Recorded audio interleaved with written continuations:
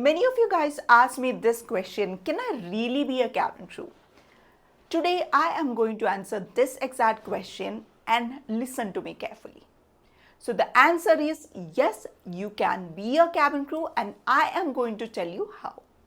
My name is Satya Rajendran and I have been a cabin crew for over a decade and I make videos on cabin crew interviews, lifestyle and a lot of things. And if you are a cabin crew aspirant, you will not regret subscribing to my channel. So do subscribe to my channel for wonderful videos of that sort which can help you a lot in your journey. So before beginning, let me tell you one thing. There is two things in your cabin crew interview. One is your eligibility and second is your preparation. So let's first talk about the eligibility, because eligibility is a non-negotiable. For you to even apply to a cabin crew job, you need to meet these kind of criteria. So let's just see what are the eligibility for the cabin crew interview. So I am going to talk in general of because different airline is having different eligibility criteria and all.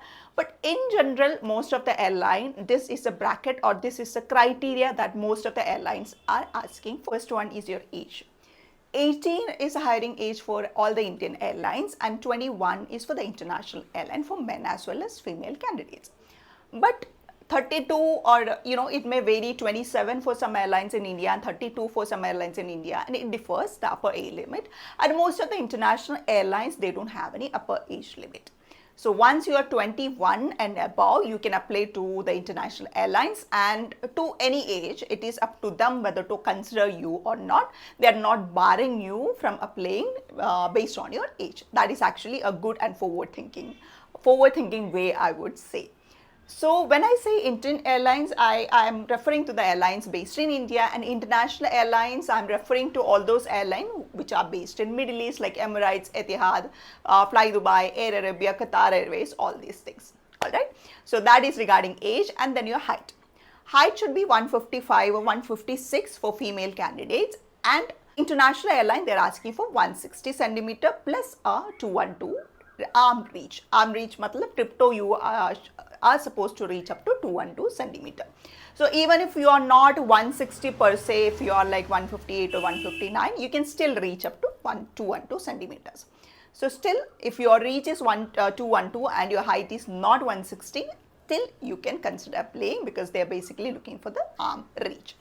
So that is regarding the female candidate height requirement, and for male candidate it is 170 centimeters most of the airlines. And then 10 plus 2 is your educational qualification, and the BMI should be within 18 to 22 when you join the airline, and your vision should be good 6/6 after correction. If you have spectacles, many airlines let you wear spectacles, and many airline doesn't permit you wear a spectacle. You have to go for a corrective laser surgery or something of that sort. Any which ways, most of the airline permit you with the specs. Especially most of the international airline. The correction is permitted in most of the airline. Again, that is an airline specific thing that we will deal when we are talking about the airline in specific. And then English fluency, almost all the airline, every airline needs English fluency, I can say. And if it is an Indian airline, in addition to English, you also need to be fluent in Hindi. And if it is an international airline, added language will be an advantage. And then they are asking, most of the airline I can say are asking for people with at least 1 year of experience in a customer centric role. So this is a basic criteria for you to apply to a cabin crew job. Now this is the thing. Eligibility criteria, if you're meeting the eligibility criteria, that will let you apply to an airline job. And your selection is depending on your preparation. So these are two different things. Before even beginning, I just want to bust a myth, debunk a myth, I will say. Being selected in an airline interview doesn't mean that you are the most beautiful or the most handsome candidate in a room. Airline just don't hire faces. Airline hire people with a lot of potential, people with a good personality, with the right attitude, not with the right face. So now you have the eligibility criteria. So if you are meeting this eligibility criteria, then you can apply to the airline. Most of the airline, you can submit your CV, and all the international airline have a screening process before the actual interview, because they do process interview or applicants in a very huge volume. So their process is like, once you submit a CV, then an ATS will run on that and pick out the CV which is most compatible to their requirement, and then you will be sent a link for your video assessment. So in video assessment also, basic questions are being asked. You have to record and send it back to the team, and again they will assess it, and if you again pass the bar, then you will be sent an invite to the personal interview round. So this actual selection process is going on your personal interview day or your actual interview day.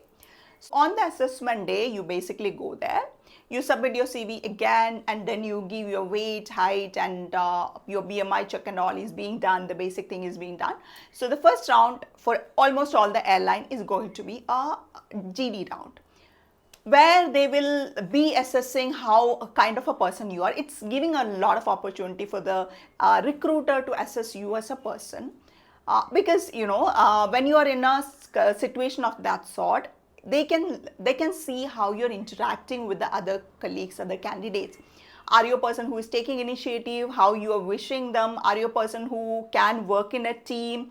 Are you a person who is kind of like overpowering everyone and trying to show off? All these things will be assessed over there, because airline actually need people who are ready to work as a part of a team, because whenever you're on a flight, you are a part of a team. You have individual responsibility as well as you have collective responsibility. It's not like, if I do this good, if I do better than that person, I will get all the praise or something like that. It is not of that sort, because it's a team after all. Everybody have to perform equally for the flight to be a successful flight. So any passenger issues or any of that sort, you have to work as a part of a team. You are not supposed to betray the other person, or are supposed to put blame on another person and escape or try to portray you good in front of others. So if you are in the interview showing the recruiters that you are a kind of a person who doesn't care about the other person, you're trying to put them down and trying to put across your points and all, you will be thinking like you will be getting all the attention from the recruiter.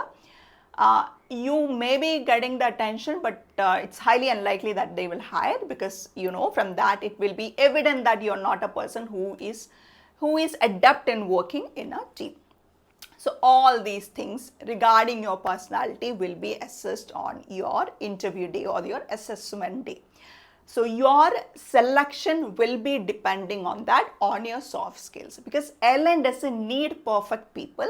They need malleable people. Malleable as in every airline is having a standard. So they basically need to mold people to that standard. If a person is too rigid also, they can't mold them. So they need this prototype of people who can fit into that kind of a role, whom they can mold to the standard of their airline. So they don't hire for perfection, they hire potential.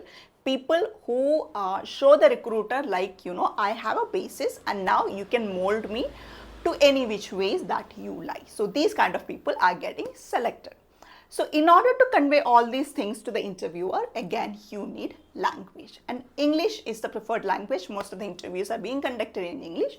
So you need to have a good command over English. I say English, this is where most of the candidates are afraid to even apply to an airline job, because most of the people are afraid of language, even though we all have learned English in our schools and all. When it comes to speaking about English, many are not adept with. So let me tell you, we don't need perfect English. We don't need you to have, a posh accent or something of that sort. Basic functional English. Functional English is when I say something, you are capable to understand that. Simple sentences that can convey your idea is more than enough. You don't need to work a lot on your vocabulary or something of that sort. What you have to work on is like putting across your idea in very simple sentences, which I think everybody can do with a little bit of effort. And then again, making grammar mistakes. Many people, this grammar is a dreaded thing and everybody is afraid of grammar. And let me tell you, every one of us make grammar mistake every now and then. So don't be afraid of that, making mistakes. It is okay. Functional language is all we need. So don't be afraid to make mistakes. So you can make grammar mistake, that is okay, unless and until you're not making a grave mistake, like whenever you're talking your tenses are ulta. If you want to say, अगर आप बोलना चाहोगे ये हो गया है और फिर आप बोल रहे हो कि होने वाले हैं, ऐसा वाला मिस्टेक नहीं होना चाहिए. छोटा छोटा ग्रामर मिस्टेक तो चलेगा, ठीक है. So that is regarding English. And if you want me to make a video on communication, basic communication for cabin crew and all, you can comment that. I'm more than happy to make videos on that. And in my channel already I have videos on communication. You can check that out as well in the meantime. And another category of people who are scared to apply again is the one who got rejected.